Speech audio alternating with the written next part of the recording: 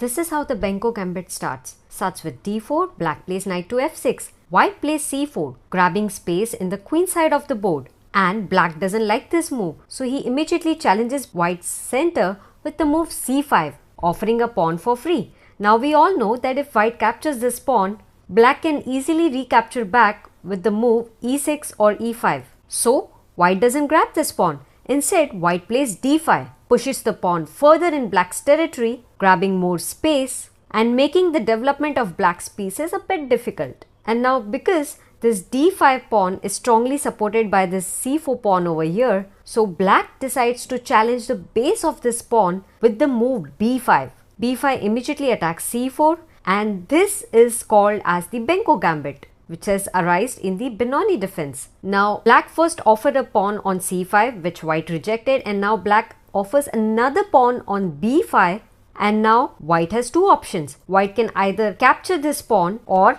reject the pawn and play something else. So let's see what happens in both of these cases. So if white decides to accept this gambit with the move pawn takes pawn, then this version would be called as Benko Gambit half accepted. Why half accepted? Because one pawn has been accepted and now black offers another pawn at a6. Now if white captures this pawn as well, then it would be called as a Benko Gambit fully accepted version. And why exactly black is offering a pawn again?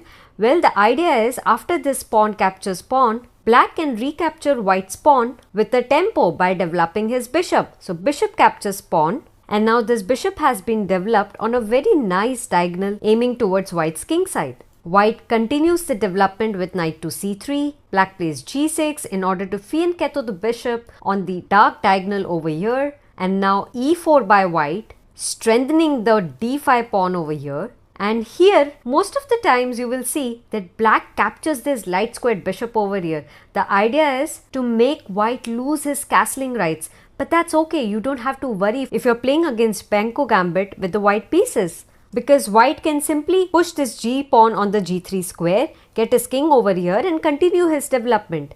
Let's see how that can happen. Now black might play here d6 and form a very strong pawn chain over here, and white can now play g3, bishop to g7, fianchettoing the bishop as well as preparing to castle, and now king to g2, and see white's king is completely safe over here and white can now continue the development of his other pieces. Black will most likely castle, white will get the knight out to the f3 square, and now knight b to d7, just developing the queen side piece, a4 by white, queen to a5, rook to e1, activating the rook on this file, and now rook f to b8. And we see that the reason why black chose to play Benko Gambit because he really wanted to have some strong activity on the queen side of the board. Now since black has semi-open files for both the rooks and the queen, he's hoping to get a lot of initiative and attacking chances in the game. But white really doesn't need to worry anything over here. White can simply continue his development with bishop to d2, and at this position white has a very good advantage in the game because it has won a pawn. And though black is looking for some counter activity on the queen side, but it's not gonna be easy to take advantage over here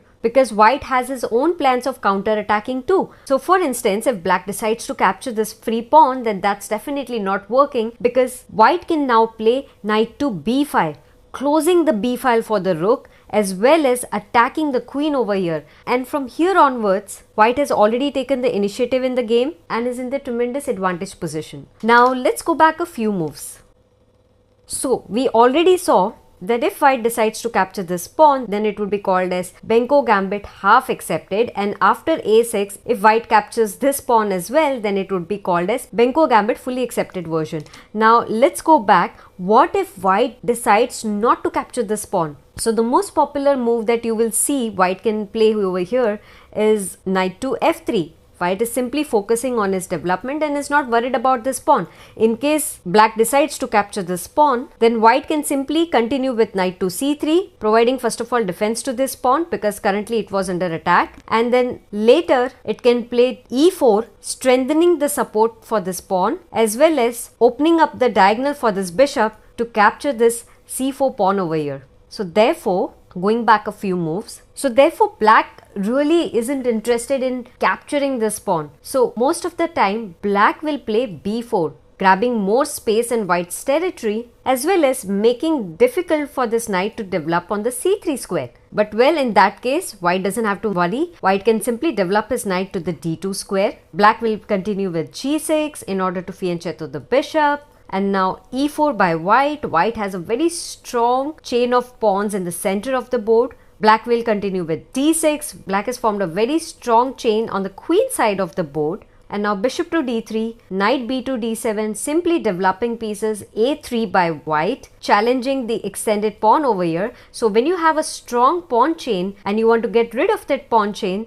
you either have to attack the base of the pawn chain or the head of the pawn chain. Since in this case it's very difficult to attack the base, that is why white plays a3 in order to attack the head of the pawn chain. Now since there doesn't make any sense for black to capture this pawn and give up the square on b4, so he will simply continue with his development. Bishop to g7, and now you can play pawn takes pawn, and now knight to b3, simply developing, a5, providing strength to this pawn, and now both players will simply castle. And here we have reached a position that both players have a balanced situation and an equal chances of winning the game. Like this video and subscribe to my channel if you learned something new today. And now don't leave because it's time for the question of the day. So here is today's challenge for you. White has an extra pawn over here and it is white's turn to play. So how can white win this game from here onwards? Tell me the winning moves in the comments box and I'll see you in the next video.